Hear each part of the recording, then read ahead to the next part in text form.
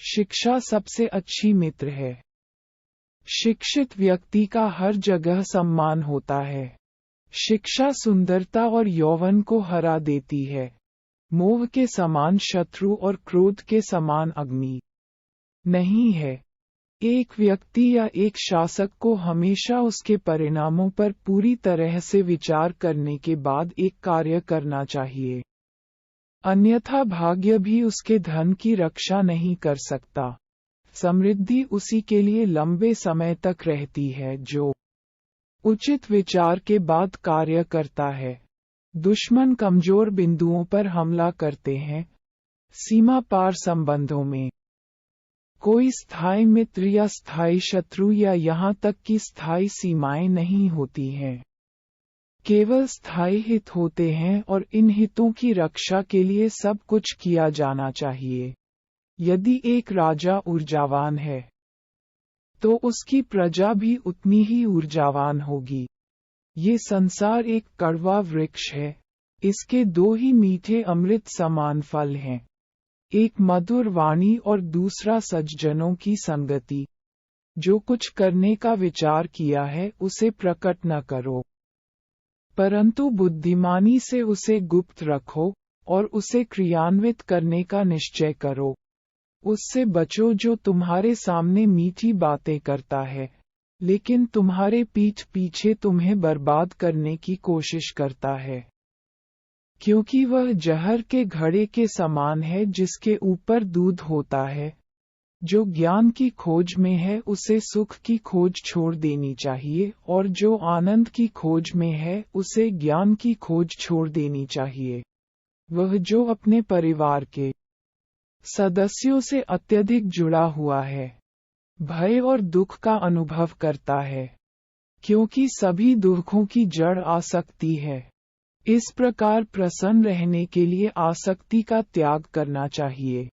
ज्ञान को व्यवहार में लाए बिना खो जाता है। अज्ञानता के कारण मनुष्य खो जाता है। एक सेनापति के बिना एक सेना खो जाती है और एक स्त्री पति के बिना खो जाती है। वह किसी का तिरस्कार नहीं करेगा, परंतु सबकी राय सुनेगा।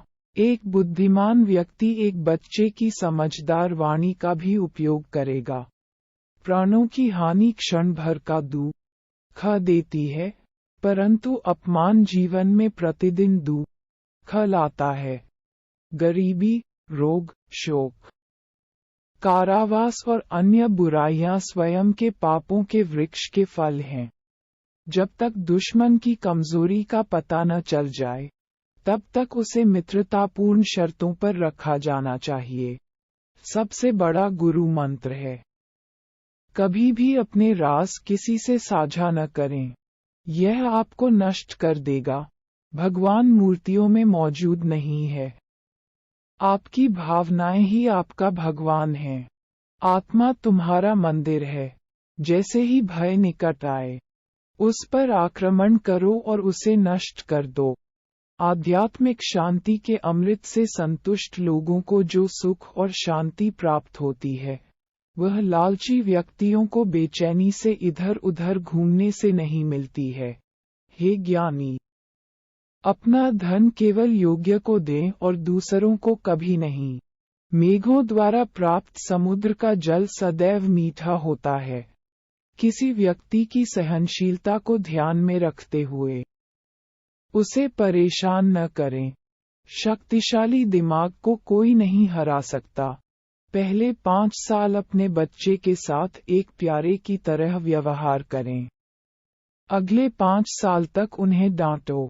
जब तक वे 16 वर्ष के नहीं हो जाते, तब तक उनके साथ एक मित्र की तरह व्यवहार करें। आपके बड़े हो चुके बच्चे आपके सबसे अच्छे दोस्त हैं। बुरे साथी पर भरोसा मत करो और न ही साधारण मित्र पर भी भरोसा करो, क्योंकि अगर वह तुमसे नाराज हो गया तो वह तुम्हारे सारे राज खोल देगा। मूर्ख व्यक्ति के लिए पुस्तकें उतनी ही उपयोगी होती हैं जितना कि अंधे व्यक्ति के लिए आईना उपयोगी होता है। कम दिमाग वाले लोग कपटी, दुष्ट और धोखेबाज होते हैं। उन पर भरोसा नहीं करना चाहिए। नीच बुद्धि वालों पर विश्वास करना नीति में भूल और व्यर्थ है, क्योंकि वे भरोसे के लायक नहीं हैं। प्रशासक को नीच बुद्धि वालों पर विश्वास करके विपत्ति को निमंत्रण नहीं देना चाहिए। जिस तरह एक सूखा पेड़ आग लगने पर पूरे जंगल को जला देता है, उसी तरह एक दुष्ट पुत्र पूरे परिवार को नष्ट कर देता है। हमारा शरीर नश्वर है, धन स्थायी नहीं है और मृत्यु सदैव निकट है। इसलिए हमें तुरंत पुण्य के कार्यों में संलग्न होना चाहिए। जो धन के लेन देन में, ज्ञानार्जन में, खाने में और व्यापार में लज्जा का त्याग करता है, वह सुखी होता है।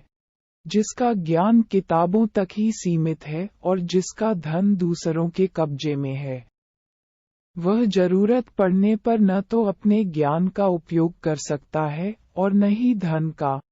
हमें अतिथि के लिए चिंतित नहीं होना चाहिए, न ही हमें भविष्य के बारे में चिंतित होना चाहिए। समझदार लोग केवल वर्तमान में रहकर अपना कार्य करते हैं। महिलाओं में पुरुषों की तुलना में भूख 2 गुनी, लज्जा 4 गुना, साहस 6 गुना और वासना 8 गुना होती है। कोई व्यक्ति कर्म से महान होता है, जन्म से नहीं। कोई काम शुरू करने से पहले हमेशा अपने आप से 3 प्रश्न पूछें। मैं ये क्यों कर रहा हूँ? इसके परिणाम क्या हो सकते हैं और क्या मैं सफल हो सकता हूँ? जब आप गहराई से सोचें और इन सवालों के संतोषजनक जवाब पाएं, तभी आगे बढ़ें। वासना के समान विनाशकारी कोई रोग नहीं है।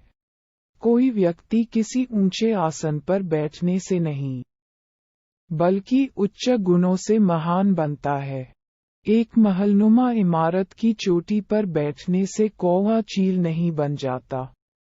सद्गुणी और फलों से लदे वृक्ष झुकते हैं, परंतु मूर्ख और सुखी लकड़ियां टूट जाती हैं, क्योंकि वे झुकते नहीं।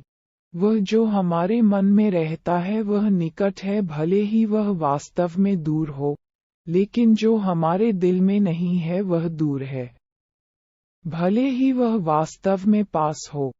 जिस प्रकार सुगंधित पुष्पों से युक्त एक ही वृक्ष से सारा वन सुगंधित हो जाता है, उसी प्रकार गुणवान पुत्र के जन्म से कुल का यश होता है।